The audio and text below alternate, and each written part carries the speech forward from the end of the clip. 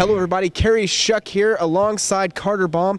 Now, Barons get out to a 5-1 lead in this game against the Texas Stars and then pretty much blow it. 6-5, Texas gets the win in overtime. Yeah, Coach Nelson has talked about it all season, about the Barons needing to play a full 60 minutes. They obviously didn't do it here tonight. First period was one of the best periods I've seen the Barons play all season. They were all clicking. The top three lines were all playing very well, and then the second period and the second half of the second period and the third period were just a completely different game.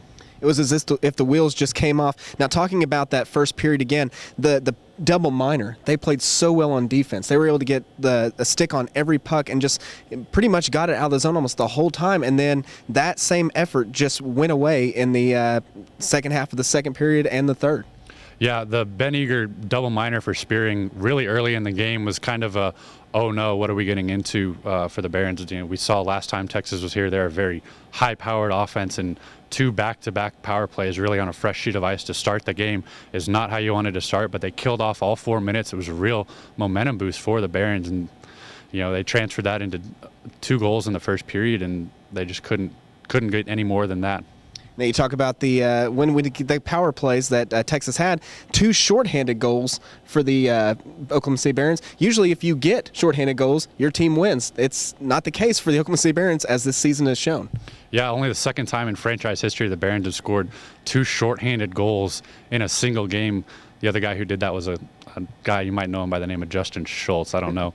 But he had both of them in that game, a little more spectacular. But it was a really good special team showing, especially on the PK, but I mean, it wasn't enough.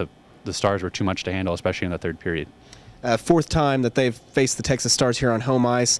Texas gets the win, and then we saw the last time they played here, the Saturday night, about a week ago, they get 7 goals. So you know they're a high-powered offense. Turning the tables now on a new year, coming into 2014, heavy home set for the Oklahoma City Barons coming in January. Yeah, the Barons really have to take advantage of this. 8 games in January, 8 home games in the month of January. Coach Nelson said at post-game that if they don't really take advantage of this heavy home stretch, that the playoff chances after January could look very bleak if they don't take advantage of it here. Do you think it's demoralizing after being up 5-1 and then losing 6-5 in overtime, knowing that you have the home schedule? Did this kind of make you go back, and it's like a demoralizing thing going into the season, the rest of the season, knowing that you have to make this push to get into the playoffs? Yeah, I mean, we saw it last year. The backs were up against the wall. I mean, they started their run in early March, really, when it looked like it wasn't possible, and they went on an absolute tear to make the playoffs. This year, they're kind of digging themselves in a similar hole right now. They need this month of January, and this comeback loss for Texas is really demoralizing for the players in that locker room, especially talking to them post-game. They're all just kind of dumbfounded as to what happened. Yeah, it's an unbelievable loss whenever you're playing hockey and you're up 5-1. I mean, you probably think that it's over with. Coach Nelson even had a quote about that with the new year. He said, you know, it's a fitting end to 2013, but you know, 2014 has to be a new year.